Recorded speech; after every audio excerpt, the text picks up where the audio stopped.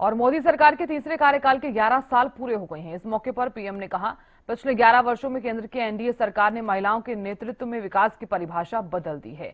PM ने social media post में लिखा कि सरकार की नई योजनाएं और कई योजनाएं देश की नारी शक्ति को सशक्त बनाने के लिए शुरू की गई। स्वच्छ भारत मिशन से महिलाओं को गरिमा मिली। जनधन योजना से उन्हें बैंकिंग सिस्टम से जोड़ा गया। उधर बीजेपी के राष्ट्रीय अध्यक्ष जेपी नड्डा दिल्ली स्थित बीजेपी मुख्यालय में प्रेस कॉन्फ्रेंस करते हुए नजर आए और मोदी सरकार की 11 साल की उपलब्धियां गिनाई गई। तो देखिए, प्रधानमंत्री नरेंद्र मोदी ने सोशल मीडिया के जरिए पोस्ट किया और साथ ही जनता का आभार जताया। पीएम ये कहते हुए नजर आए कि नारी शक्ति को सशक्त बनाने के लिए तमाम योजनाएं जो हैं वो शुरू की गई। स्वच्छ भारत मिशन से महिलाओं को गरिमा मिली।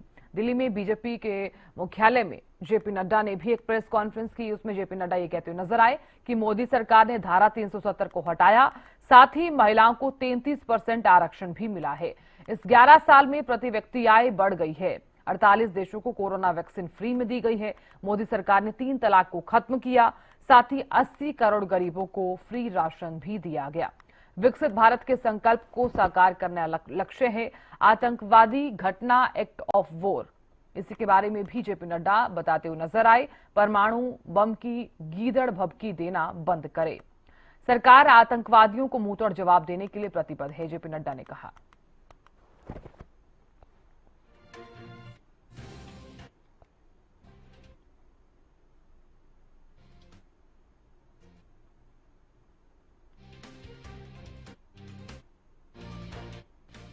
तो प्रधानमंत्री नरेंद्र मोदी ने पोस्ट किया, पिछले 11 वर्षों में एनडीए सरकार ने महिला नेतृत्व वाले विकास को फिर से परिभाषित किया। स्वच्छ भारत के माध्यम से गरिमा सुनिश्चित करने से लेकर जनधन खातों के माध्यम से वित्तीय समावेशन तक विभिन्न पहलों में हमारी नारी शक्ति को सशक्त बनाने पर ध्यान केंद्रित किया गया। उज्ज्वला योजना कई घरों में धुआं मुक्त रसोई लेकर आई। मुद्रा ऋण ने लाखों महिला उद्यमियों को अपनी शर्तों पर सपने पूरे करने में सक्षम बनाया। पीएम आवास योजना में महिलाओं के नाम पर मकानों ने भी उल्लेखनीय प्रभाव डाला है। बेटी बचाओ बेटी पढ़ाओ ने बालिकाओं की सुरक्षा के लिए एक राष्ट्रीय आंदोलन प्रज्वलित किया। विज्ञान, शिक्षा, खेल, स्टार्टअप, सशस्त्र बलों सहित सभी क्षेत्रों में महिलाएं उत्कृष्ट प्रदर्शन कर रही हैं और कई लोगों को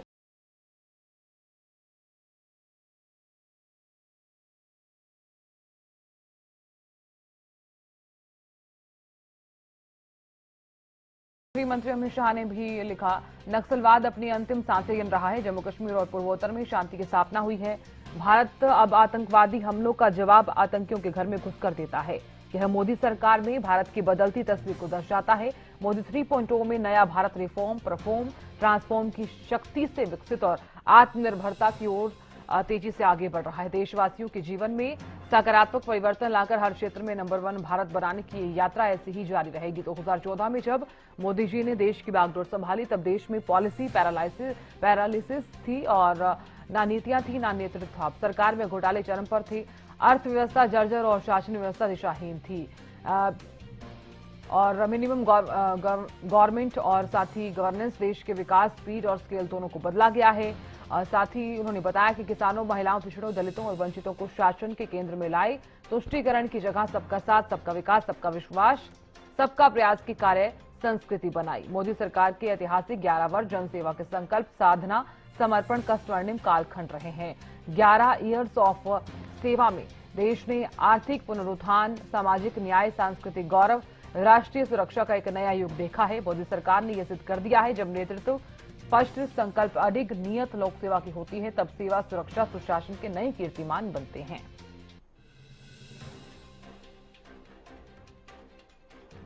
और इस बीच केंद्रीय मंत्री राजनाथ सिंह ने ट्वीट किया, प्रधानमंत्री नरेंद्र मोदी के आत्मनिर्भर भारत के दृष्टिकोण से प्रेरित होकर रक्षा क्षेत्र आत्मनिर्भरता की ओर मजबूती से आगे बढ़ गया है और भारत अब गर्व से दुनिया की शीर्ष 5 अर्थव्यवस्थाओं में से एक है। भारत आज हर कीमत पर अपनी संप्रभुता और क्षेत्रीय अखंडता की रक्षा करने के संकल्प में अच्छी तरह से सुसज्जित, आश्वस्त और अटूट है।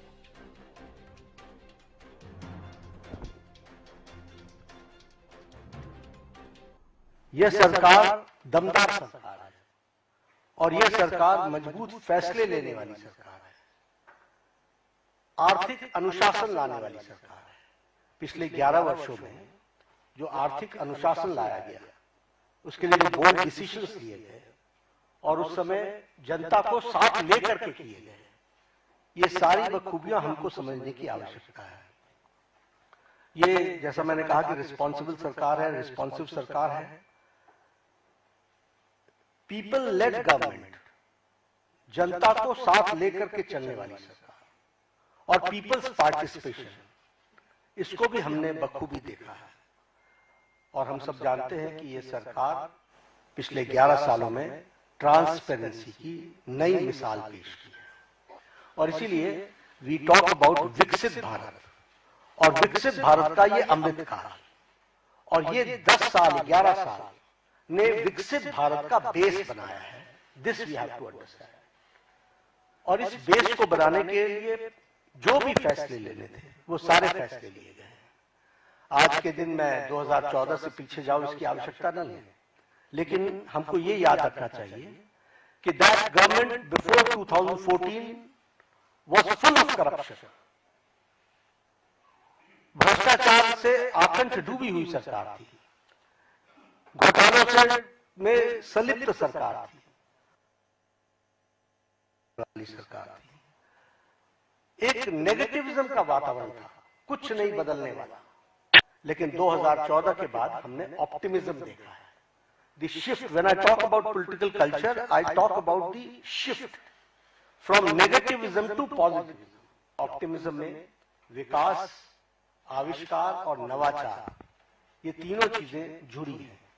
आज हम डेवलपमेंट भी कर रहे हैं और उसके साथ साथ हम बेस्ट प्रैक्टिसेस भी ला रहे हैं, नवाचार भी हो रहा है, और इस तरीके से विकास के काम को आगे बढ़ाया है। अगर मैं मोदी जी के शब्द में बताऊं तो उन्होंने कहा है कि this decade will prove to be the base of the development of the future विकसित भारत। और इसी काम को लेकर के जो हम लोगों ने, उनके नेतृत्व में जो उन्होंने नीतियां दी, परफॉर्म, ट्रांसफॉर्म, रिफॉर्म, इसको हर पॉलिसी में हम सबको देखने को मिलता है, हर नीति में हमको देखने को मिलता है। एवरी पॉलिसी आप देखेंगे तो इट्स डिफरेंट। पुरानी पॉलिसीज पे भी जो चेंजेस आए हैं वो इसलिए कि रिफॉर्म चाहिए। ग्रॉस डायरेक्ट टैक्स कलेक्शन, ये भी 238% का इंक्रीज हुआ है। अगर एजेंसीज की बात करें तो bright spot international monetary fund Bharat की इकोनॉमी को IMF बोलता है, वर्ल्ड बैंक हमारे को fastest growing economy, major economy in the world कहता है, और वर्ल्ड इकोनॉमिक फोरम हमको वो कहता है कि India is all set for as a primary engine of the global economic growth in 2025 and 26। यानी सारी विपरीत परिस्थिति में भारत की इकोनॉमी सुदृढ़ और सक्षम तरीके से